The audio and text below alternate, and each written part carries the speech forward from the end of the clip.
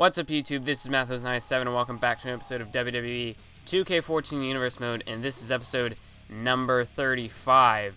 And as we can see, we're here with Monday Night Raw. So, as always, let's check out the rankings here for the WWE Championship. Not even gonna say anything. And then we have the United States Championship here, which, I mean, seems like we've had similar contenders in there for a while, and Zack Ryder is nowhere to be found, even though he has some issues with Jack Swagger still. And there was the tag team title rankings. Here's the Divas title, and we're going to go ahead and I was almost going to check out SmackDown there, don't know why. But as you can see, opening contest, Big E Langston taking on Santina Marella. Next up is a triple threat Divas matchup, Nikki Bella versus Summer Rae versus AJ Lee. Then we've got a one-on-one matchup between Zack Ryder and Brodus Clay. John Cena and The Undertaker teaming up to take on Seth Rollins and Roman Reigns. In the main event, a rivalry match between Chris Jericho and Daniel Bryan teaming up to take on Luke Harper and Bray Wyatt. So let's go ahead and do the usual to simulate. I need to reevaluate my life. I mean, I don't even know. AJ won the triple threat, so that's nice, but oh, why is Santina winning matches? That's supposed to be, you know, your usual squash match. And of course, Big E loses. So what, am I going to have to start playing those matches now just to make sure, just to ensure that Santino and Miz and those kind of people don't win? Ah, man. But anyway, let's go ahead and move into this one-on-one matchup here between Zack Ryder and Brodus Clay. And as we remember, back at the Night of Champions pay-per-view, Zack Ryder was teaming with Jack Swagger, going after the tag team titles in their rematch clause, and after they lost the match, Jack Swagger applied the Patriot Lock to Zack Ryder, after the match, of course, so ending their alliance. And ever since then, last week, Jack Swagger got, well, actually, it was 2 weeks ago, Jack Swagger got a victory over Zack Ryder in a submission match, and then last week, Zack Ryder got a win back over Jack Swagger. So, as we go ahead and move into this one, it's a bit of a rematch from about a month ago or so when these two actually faced off. And Brodus showed us a different side of himself. He showed a bit more of an aggressive, more of a technical style of Brodus Clay that I didn't really think that the Funkasaurus was capable of. And now look at this.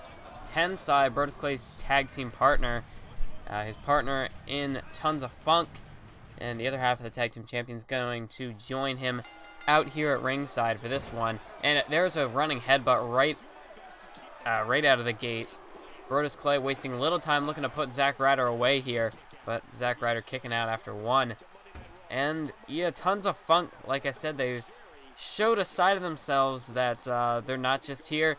They're no longer just here to shuck and jive for the fans. They're not here to go and dance and all that stuff. I mean, they still do that, but when it comes down to the matches, they're ready to compete at a physical level, and they've I'd have to say they've both been able to expand their movesets as of lately.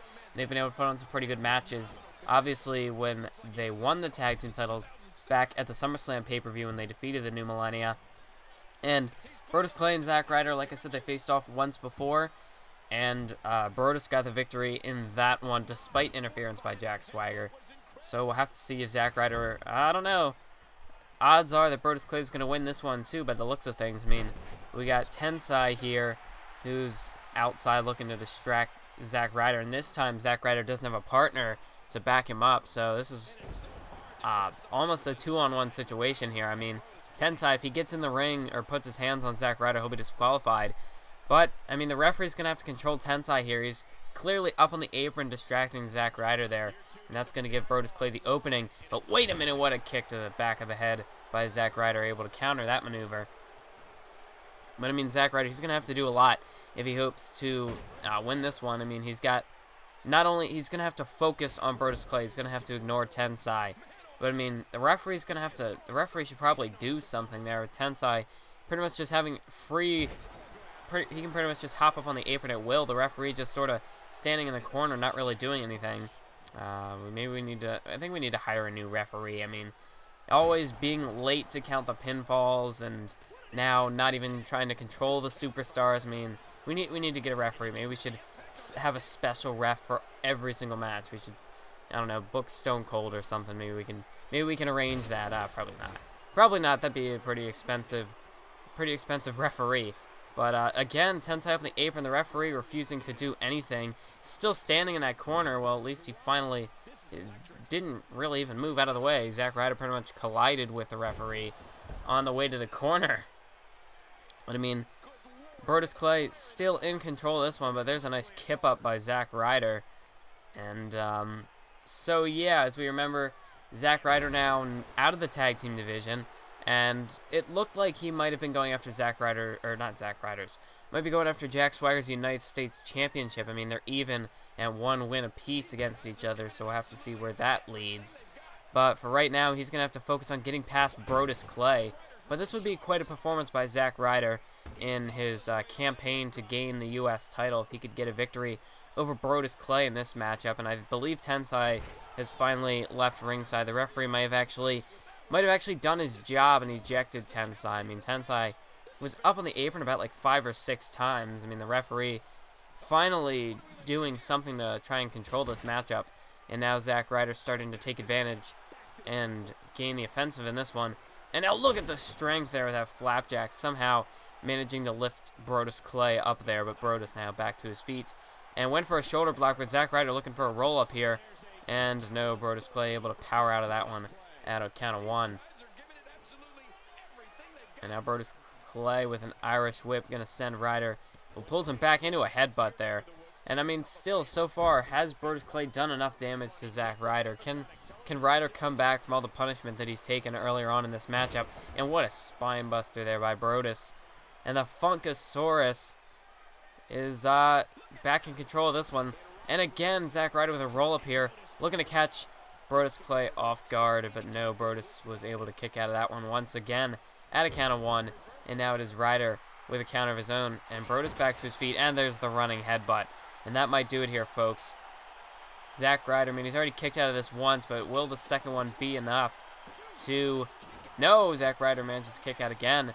So Zack Ryder showing some resilience here, able to stay alive. Went for a drop kick, and Brodus Clay would have none of that, just swatting Zack Ryder out of the air. And now takes him down with a spine buster. And now into the cover. 1, 2, 3... No. Zack Ryder manages to kick out there. There's another close call. Thought Zack Ryder might have been done there, but still showing that he's got some fight left in him. And look at that, a suplex to Brodus Clay, but Brodus immediately kicking out. Not even a 1 count, Brodus Clay able to kick out, get back to his feet. But I'm unsurprised with some of the strength that Zack Ryder has shown in his matches with Brodus Clay. The fact that he's actually able to lift Brodus Clay. But now Brodus Clay, oh, what is this? Oh, what a power slam off the top rope. Ryder could be out of it. And that's 2, 3. Ryder couldn't kick out of that one, and Brodus Clay gets the victory over Long Island IC Zack Ryder. And Ryder, I mean, he came back there at the end. He looked like he had an opportunity to get the victory, but in the end, I guess he just sustained too much punishment from the Funkasaurus, and Brodus Clay ends up getting the victory with that power slam off of the top rope. And that definitely is going to add some extra damage. I mean, just getting some extra height into this power slam. And that was all it took. And now Tensai back out here at ringside. And now he's got a steel chair in hand. Oh, this is not good for Zack Ryder. Brodus Clay measuring him here with the chair shot. And wait a minute. There's Dolph Ziggler. And what is Dolph Ziggler doing out here? Evidently here to save Zack Ryder. But Dolph Ziggler, I mean, we haven't seen any of Ziggler since he was attacked by Bray Wyatt on Monday Night Raw leading up to the King of the Ring tournament. But now Dolph Ziggler's back, and it looks like he has aligned himself with Zack Ryder. As we do know that those two superstars they have been allied in the past. I mean, they have been great rivals as well. But Dolph Ziggler coming back to save Zack Ryder, and we'll have to see where that situation will go following this episode of Universe Mode. We'll have to see where it goes in the future. But now we're going to move on into the second of 3 matchups here tonight. This one being a tag team match between John Cena, the WWE Champion, and The Undertaker as they go up against Shield members Seth Rollins and Roman Reigns. And as we remember last week on Raw, The Undertaker took on Seth Rollins and Roman Reigns in a handicap match in our main events. And, of course, the Shield, they were seeking retribution after what The Undertaker did to Dean Ambrose 2 weeks ago on main event, chokeslamming him into that hellfire. And we still have not seen or heard of Dean Ambrose. And evidently the Shield hasn't heard or seen from Dean Ambrose either, as they're still here seeking revenge on The Undertaker. But now we got to see if the combustible egos of John Cena and The Undertaker will be able to work as a cohesive unit against such a strong unit like the Shield. And even though they are down a member, they still have been a tag team for quite a while. They know how their in-ring abilities, their in-ring styles complement each other well, and they've managed to mesh as a pretty successful unit. And they defeated Undertaker last week, but now maybe with John Cena being in his corner, will this maybe help even the odds for The Undertaker, or will the Shield pick up yet another victory, another big victory? And I mean, with Seth Rollins, from what we've seen, still number one atop the WWE Championship rankings. And although, I mean, I don't think Seth Rollins is ready for a WWE Championship match. I mean, obviously, Universe Mode thinks Seth Rollins is ready. I don't know what all he's done to get himself up into the WWE Championship picture. I mean, yes, he has gotten some victories, some pretty big victories, but I mean, should he really be the number one contender for the WWE Championship? That could be debated. I don't really think. I mean, he did get a victory over John Cena in the past, and the Shield also holding a victory over the Undertaker. So maybe the Shield can get the win in this tag team matchup. I mean, now that the playing field has been leveled, so to speak, now that we've got John Cena in the corner of the Undertaker, it could be what the Undertaker needs to get a victory over the Shield. But you also have to think that John Cena and the Undertaker will be competing inside the Hell in the Cell at No Way Out for the WWE Championship. So will they truly be able to work as a unit here on Raw in this tag team matchup? And I'm sure the Shield could easily exploit that potential dis. I can't think of the word, but they could try to exploit the lack of unity between John Cena and The Undertaker. And we've seen the Shield do things like that in the past. WrestleMania 29, anybody. But I don't know. We could see how things will work out here. Oh, also Payback 2013, anybody. But anyway, that's a little off topic. That's to the real WWE, which never happened in this Universe Mode, so I don't know why I brought it up.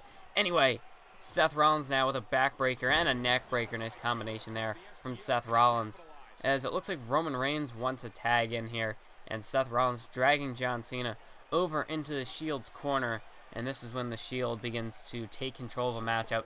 This is when they become such a threat. This style of tag team wrestling. Wait a minute. Roman Reigns up on the top rope, stomping right on the lower back of John Cena. Not often do we see Roman Reigns go to the top rope there. That was a very nice, solid tag team maneuver, tag team wrestling from the Shield, and that's where they specialize. They work better as a unit. I mean, they are great singles competitors, as we've seen. Oh, big running clothesline there from Roman Reigns. And like I've said, as we've seen from their singles matches, they are great singles competitors. But as a unit, that's where the Shield truly thrives. But now Cena with a nice dropkick taking down Roman Reigns. And now maybe trying to get the tag to The Undertaker, as Cena's just been getting punished by the Shield. And now a Thez press, delivering the punches right to the face of Roman Reigns. And this could be the opening John Cena needs. This could give him an opportunity to tag in The Undertaker. And it looks like that's what Cena's attempting to do here. But Roman Reigns able to counter. But there's a shot from The Undertaker. And Cena went for a clothesline, but Roman Reigns quick to counter and take Cena down with a drop toe hold. And now rocketing Cena into the corner. Oh, and a bit of a Samoan spike there. Shades of the late, great Umaga. And now, oh, what a power slam by Roman Reigns. And now Roman Reigns, very smart strategy here on the part of the powerhouse of the Shield, trying to make sure that John Cena cannot make the tag to The Undertaker, dragging him out of that corner and into the center of the ring. But wait a minute, John Cena now makes a tag to The Undertaker, but Roman Reigns trying to shut down the Phenom right away with that running clothesline, but now it's Undertaker on the offensive with the running DDT. And I mean, Undertaker never even managed to get into the ring as Roman Reigns quickly cut him off with that clothesline. But as we know, the Undertaker, from what we've seen since Night of Champions, clearly making a claim for that WWE Championship. And although he didn't win the King of the Ring tournament, he was the runner-up in the King of the Ring tournament. And evidently, he believes that he deserves a championship match, a championship shot at the WWE title. And like I said, Dean Ambrose was the only person standing in the Undertaker's way, besides the champion himself, of course. But really the only contender. And oh, what a double team maneuver there. I think that was a bit backwards.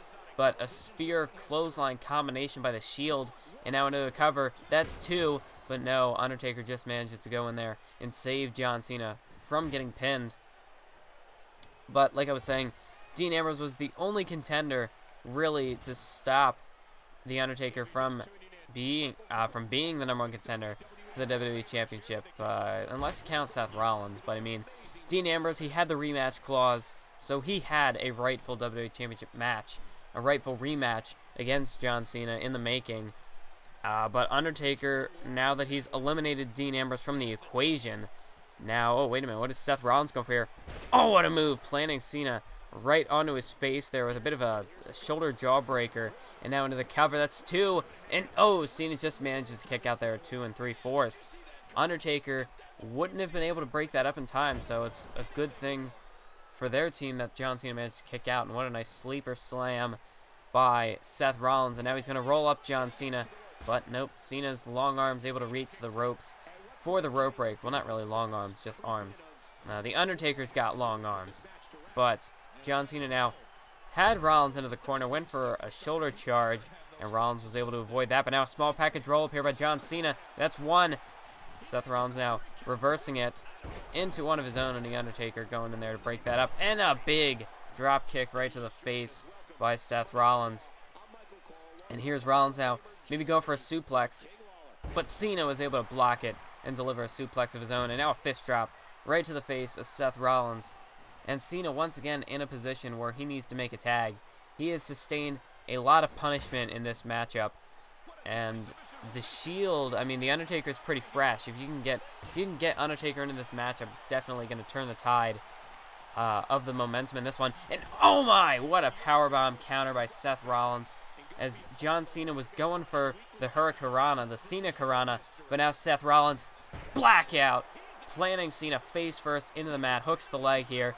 1, 2, 3, and the Shield gets the victory. And I mean, Undertaker tried to get in there to break it up, but that was a very smart move by the Shield, by Seth Rollins, as he managed to get the pin on Cena in the Shield's corner.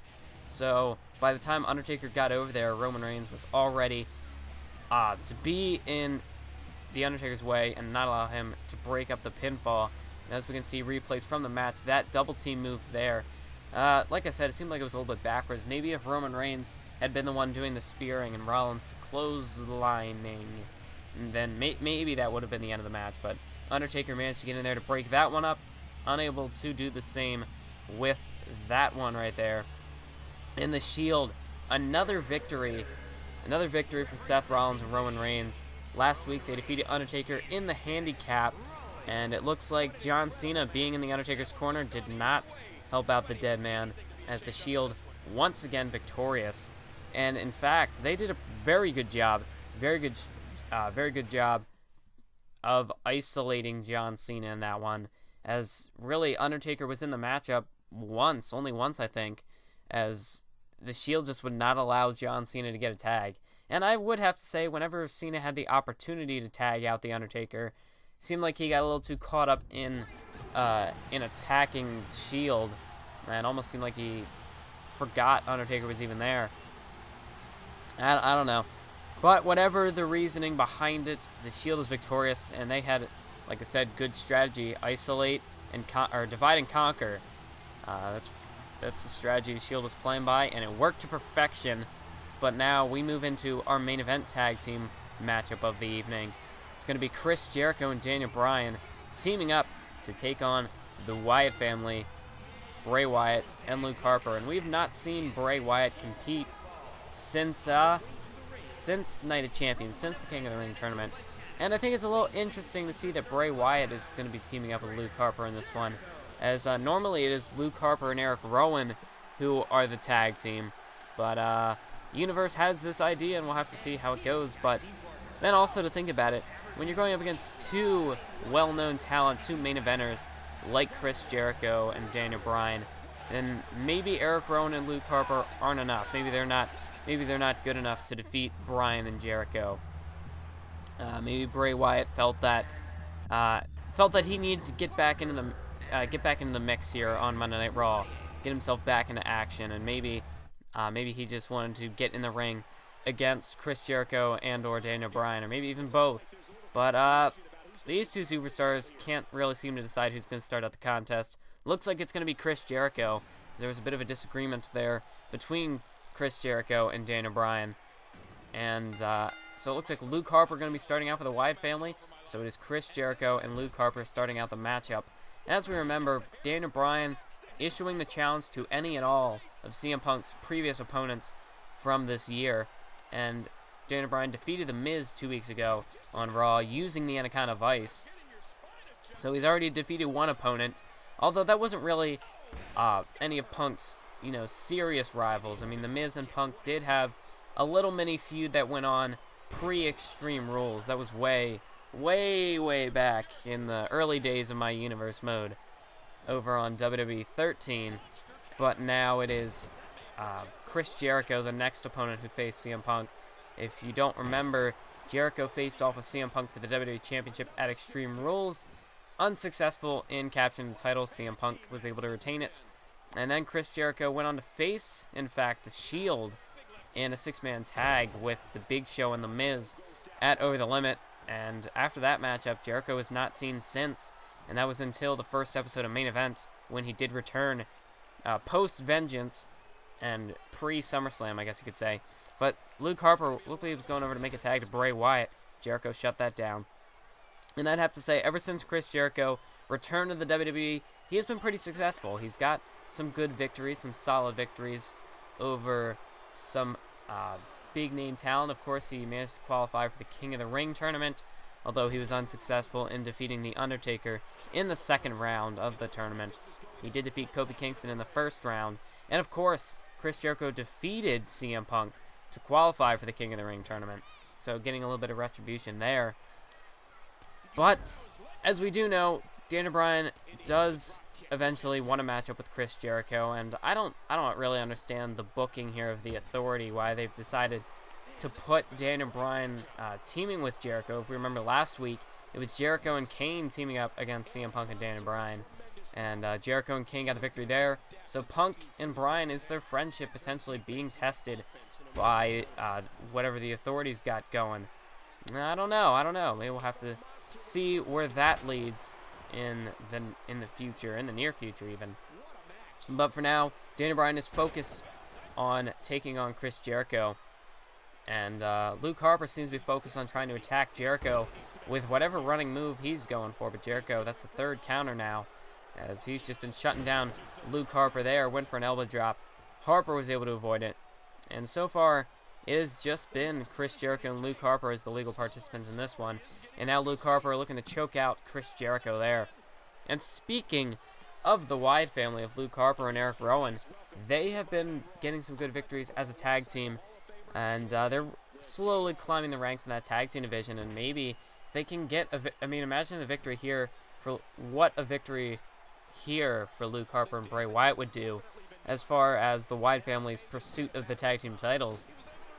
I mean, if they get the victory here, you may as well call them number one contenders. I mean, while there are three superstars, and technically Bray Wyatt is not the team of Eric Rowan and Luke Harper, he is still part of the Wyatt family, so this would be a big victory for the Wyatt family in their pursuit for the tag team titles. But anyway, they have got good victories, but the Primetime Players have also been getting some good victories as well recently. And although, the Primetime Players have not been perfect, they have lost a match or two recently. So, I have to say the Primetime Players in the Wyatt family sort of stepping up and trying to cash in on that opportunity, that open spot in the tag team division that was left by the splitting up of the new millennia. And we'll have to see. Maybe those two could face off in a number one contenders match. Maybe, I mean, if we could have, you know, the triple threat tornado tag, that would be cool. But that match was taken out years ago. But hopefully, like, I mean, I could go into a video on potential new match types in WWE 2K14 that I think should be in there. But now's not the time or place for that. But now Bray Wyatt coming in off the tag here, and now into the cover on Chris Jericho. That is not even a 1 count. Jericho kicks out. That's partially due to the fact that the referee was out of position. Oh, man, the referee not doing a pretty good job here. And oh, no, Jericho, I thought he was going for a tag. Just showing off in the face of Daniel Bryan, and I don't really think this is the time or place to show off Jericho. I mean, Jericho's kind of been getting his ass handed to him. Pardon my French, but he's kind of been getting his ass handed to him by the Wyatt family. And I think he should have really gone for the tag there. That was his opportunity to make the tag. But evidently, Jericho, for some reason, believes that he can take on the Wyatt family by himself, as he refused to tag in Daniel Bryan there. Bray Wyatt now into the cover, and Jericho kicking out once again. But, I mean, how long can Chris Jericho keep this up? Like I said, I think he should have just made the tag to Daniel Bryan. I don't know if he's trying to prove a point to Daniel Bryan or what exactly he's trying to prove here, but if getting a beating is going to prove something to your potential opponents in the future, I mean, hey, go ahead, I guess. I don't know Chris Jericho's strategy here, and I personally don't think it's working, whatever it is, as it looks like Luke Harper is about to take his head off. Looks like he's measuring for the discus clothesline, and yep, that's exactly what he's going for here. What a move! Taking down Chris Jericho. It's Bray Wyatt attacking Bryan on the outside. Bryan doesn't even realize that there's a cover in the ring. That's 3. And the Wyatt family gets the victory over Chris Jericho and Daniel Bryan. Bryan had no idea that Luke Harper was going for the pin on Chris Jericho. He had no clue what was going on in the ring. And as you can see, Bryan now getting back into the ring, and he is clearly upset with Chris Jericho. And I don't know what Jericho was thinking, not making the tag to Bryan. I don't know, but that's clear dissension between the two superstars. For whatever reason, Chris Jericho not wanting to tag Daniel Bryan in that matchup, and he took quite a beating because of it. So, whatever Jericho's strategy was, did it work? Did it not work? I don't know. Was there even strategy in there? I don't know. I'm not Chris Jericho, and well, that's a funny way to spell Dolph Ziggler. But anyway, I want to thank you all for watching this episode of Universe Mode. Make sure to stay tuned for the next one, and the next one, and the next one. Okay, enough of that. Keep on YouTubing.